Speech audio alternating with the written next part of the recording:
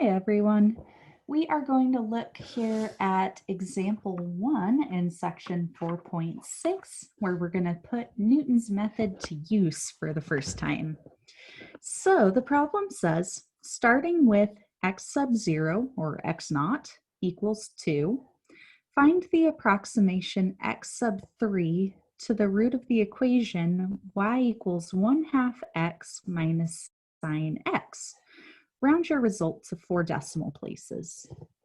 And one extra little note that could have been on this problem is to use radians when you're doing this. I just want to get that right on here at the start, because if you try to do this problem with degrees, you're going to end up with something very different.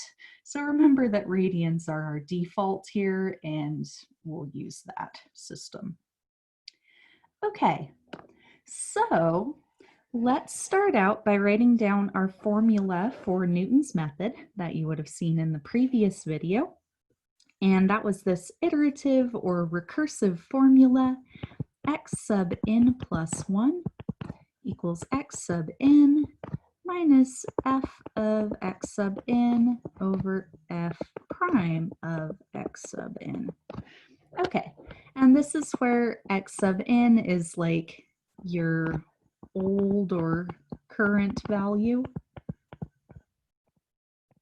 Okay, so whatever iteration you just found, and then x sub n plus 1 is whatever's coming up next. So this is the new value that you're trying to find. Okay, and we're trying to find those new values and iterate through this process so that we can get closer and closer to the actual root of this equation. All right, so let's write down some of the details here that we're going to need to use this formula. We'll have our f of x. That's going to be 1/2 x minus sine x.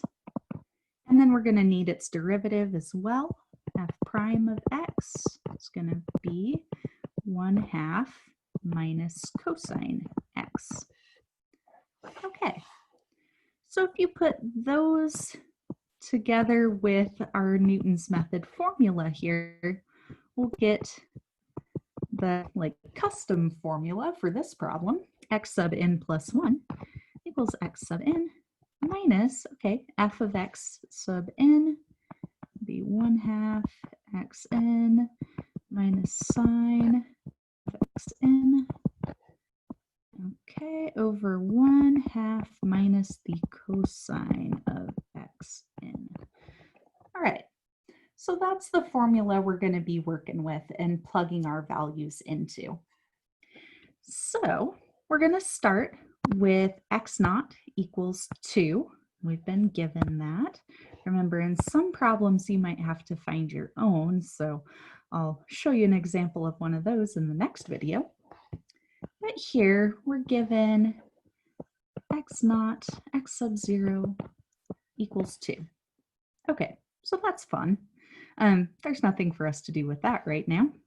We want to move on to find x sub 1.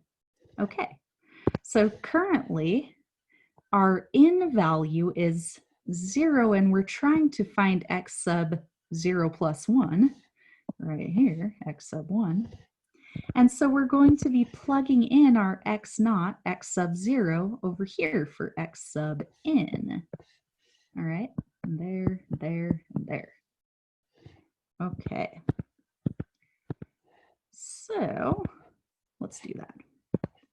All right, x sub 1 is going to equal x sub 0 minus 1/2 x sub 0 minus sine x sub 0 over 1/2 minus cosine x sub 0. Okay, now you could put in the value of 2 there if you'd like.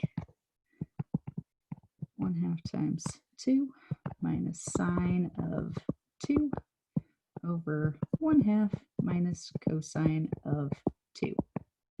All right, and in some cases, if your formula is nice enough, you can actually do this calculation by hand. You can see here, first term in the numerator would actually be pretty nice, but then after that, not so much. Trying to find the sine of 2 radians or the cosine of 2 radians is not something you're going to do by hand. So we're going to have to go to the calculator for this. Okay, so let's pull that up because I want to show you guys a trick for entering this that can really speed up this process. Okay, so here is a standard TI-84 calculator like you might have. And so I'm going to put in, at first, just our x naught or x sub 0 value. That was 2. And I'm just going to enter that. And that might not make a whole lot of sense to do that until you see this next step. Okay, because in order to do our formula calculation here, we're going to need to plug 2 into a variety of places. We need it right here, right here, right here, and right here. Okay. Now, since the number is just 2, it's not that hard to type in on your calculator, and you're certainly welcome to do it that way. It works out totally fine. But when you get more complicated numbers there, when it's not just something like 2, when it's like 8.658321 or type of thing, you might not want to keep typing that number in over and over again for each iteration. So the process I'm going to show you here is going to help speed that up so you don't have to keep retyping longer numbers. Okay. So what we're going to do is we're going to take advantage of the answer key on the calculator. So that, hopefully you can see this, is the little ANS button right down here above the negative symbol. You probably used it. Oop, I don't want that negative symbol. I want what's right above it. Okay, you probably used it at some point. So you have to access that using the second function key up there. And so you type that in and it says ANS for answer.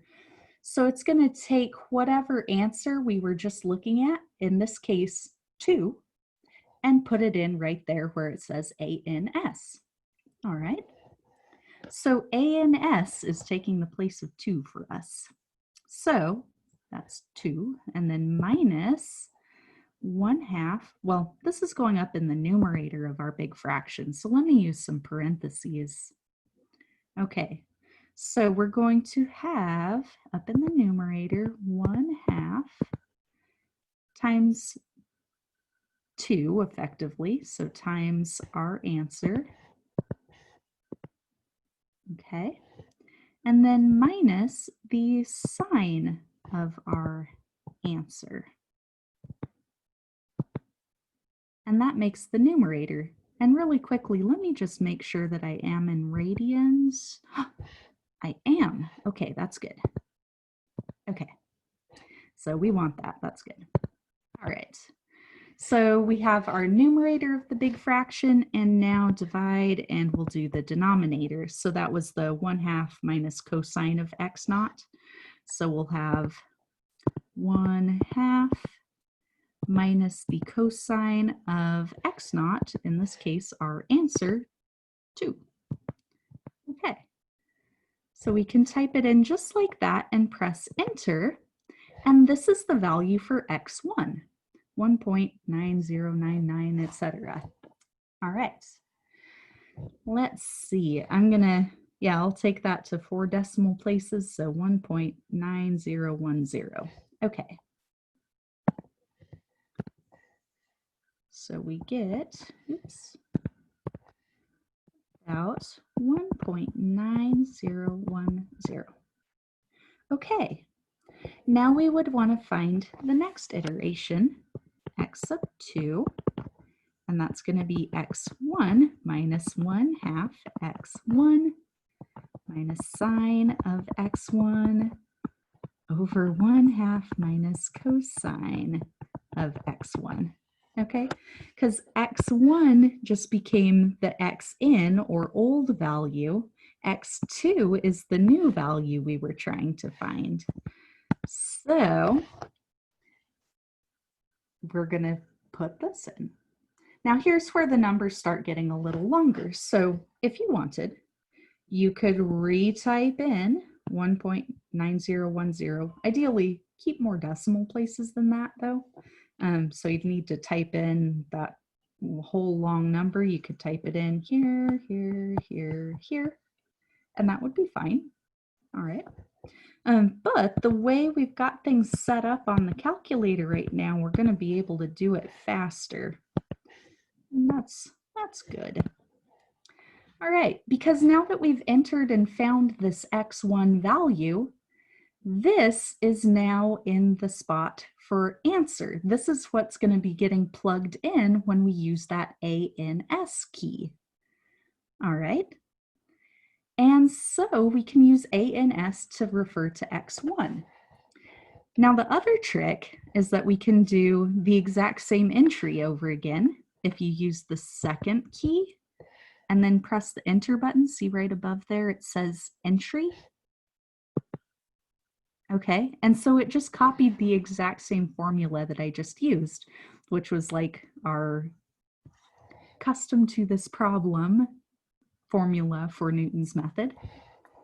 But now 1.90095594, all those decimal places, that is getting plugged in for ANS, which is exactly what we want.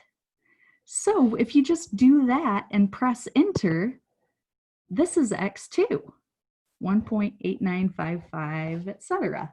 So that's our x2 value. All right, 1.8955. Okay.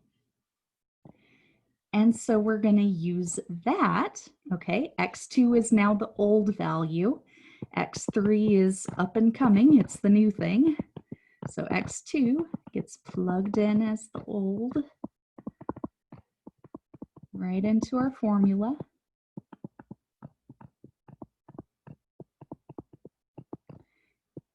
And we're going to do that exact same thing on the calculator. Okay, this is x2 that's now in our answer ANS position. And so we're going to use second enter the exact same entry. So it's the exact same formula, but now x2 is getting plugged into that ANS spot. So all you got to do is just press enter. And that's x sub 3. Okay.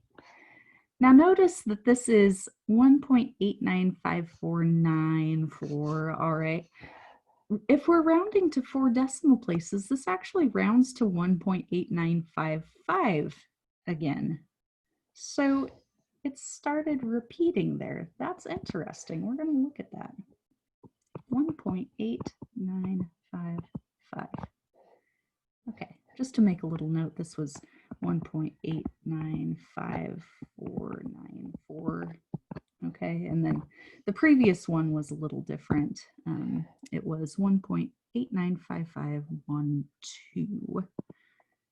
Okay, 1.895512. If we keep a few extra decimals there.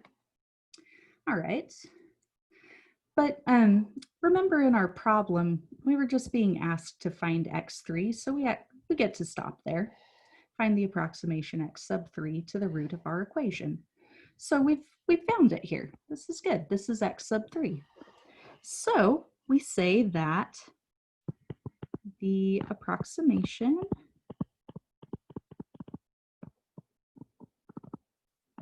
x sub 3 to the root of the equation y equals 1/2 x minus sine x is 1.8955. Okay. So notice there are other ways to say this also. So this is You can also refer to it as a solution, an approximate solution.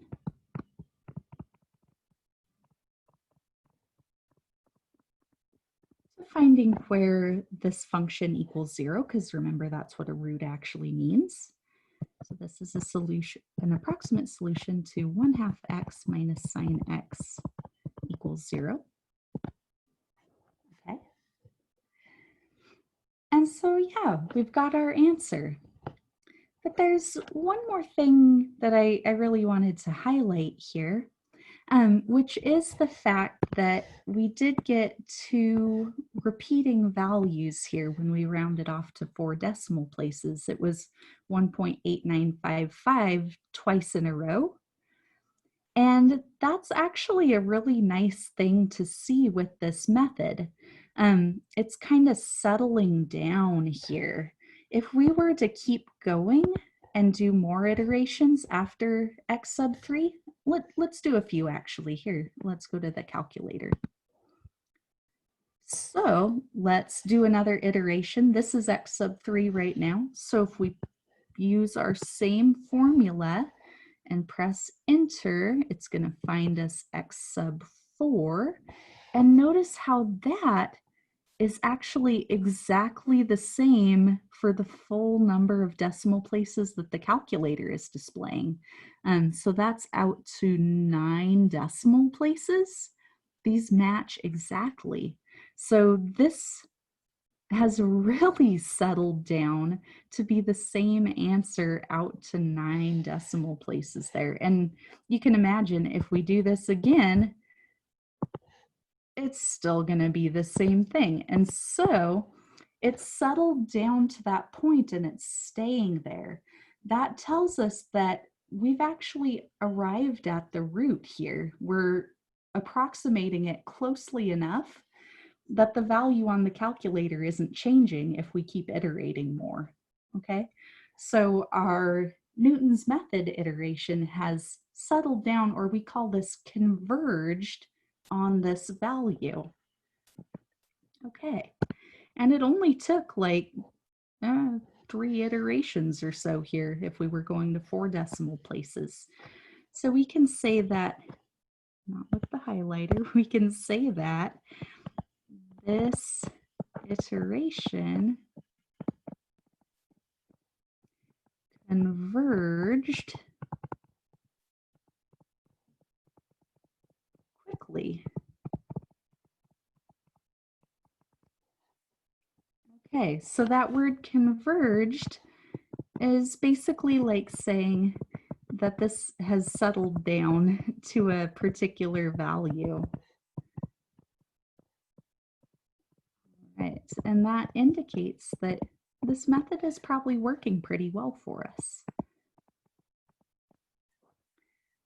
Okay, so one of the things that you look for when you're doing mathematical approximations using formulas like this or using other numerical approximation formulas, since you will get more in other classes, these computational methods like to look at the rate of convergence.